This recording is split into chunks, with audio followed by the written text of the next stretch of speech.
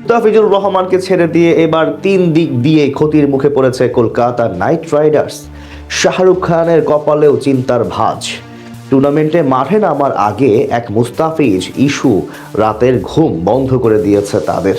সেই তিন নতুন সমস্যা সমাধান করতে না পারলে বিরাট লোকসান হবে ফ্র্যাঞ্চাইজিটির। মুস্তাফিজকে ছেড়ে দিয়ে তবে কোন তিন সমস্যায় পড়েছে সেটাই জানবো রিপোর্টে। গোটা ক্রিকেট বিশ্বে এখন আলোচনা হচ্ছে মুস্তাফিজুর রহমানের আইপিএল থেকে বাদ পড়া নিয়ে। প্রথমবারের মতো এমন কাণ্ড দেখল সবাই। টুর্নামেন্টে দল পাওয়ার পরও বোর্ডের হস্তক্ষেপে বাদ পড়তে হয়েছে স্কোয়াড থেকে। এতে অবশ্য মুস্তাফিজুর রহমানের বড় কোনো ক্ষতি না হলেও উল্টো হিতে বিপরীত হয়ে কঠিন সমস্যায় পড়েছে শাহরুখের কলকাতা নাইট রাইডার্স। এমন তিনটি লোকসানের মুখে পড়েছে তারা, যেখান থেকে বের হয়ে আসা অসম্ভব। গেল 16 ডিসেম্বর সংযুক্ত আরব আমিরাতের এক অভিজাত হোটেলে অনুষ্ঠিত হয় 2026 আইপিএলের মিনি অকশন।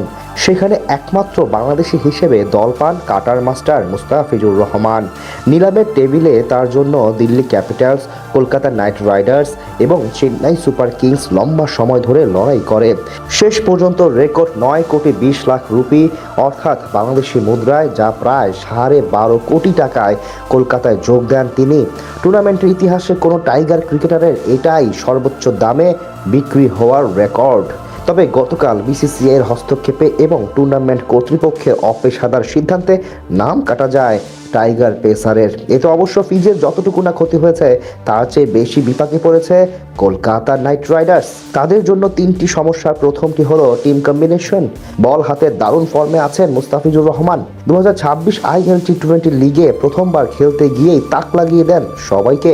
দুর্দান্ত বোলিং করে 8 ম্যাচে শিকার করেছেন 15টি উইকেট। এমনকি চলমান বিপিএলেও রংপুরের জার্সিতে অসাধারণ সময় পার করছেন তিনি। ঠিক সেই কারণে তাকে ডেথ ওভারের মেইন বোলার হিসেবে মাথায় রেখে একাদশ সাজানোর পরিকল্পনা করেছিল কেকেআর ম্যানেজমেন্ট। ফিজের অভাব পূরণের জন্য এখন এত ভালো মানের পেসারও পাবে না তারা। এমনকি বামহাতি বোলার সংকটে টুর্নামেন্টে ভালো করার সম্ভাবনা অনেকাংশেই কমে গেছে ফ্র্যাঞ্চাইজিটির জন্য। দ্বিতীয় সমস্যাটি হলো বিশাল ফ্যানবেজ হারানো।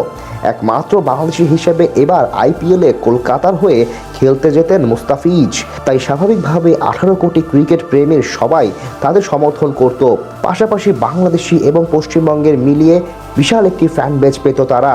এদিক থেকে বড় লোকসানের মুখে পড়তে হবে ফ্র্যাঞ্চাইজিটিকে। 3 নম্বর সমস্যাটি হলো ব্যাকআপ পেসার জোগাড় করা।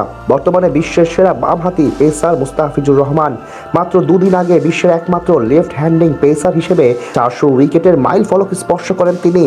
তাছাড়া মুস্তাফিজ যেই পরিমাণ ফর্মে ছিলেন এমন একজন বোলার এই মুহূর্তে পাওয়া বেশ কঠিন।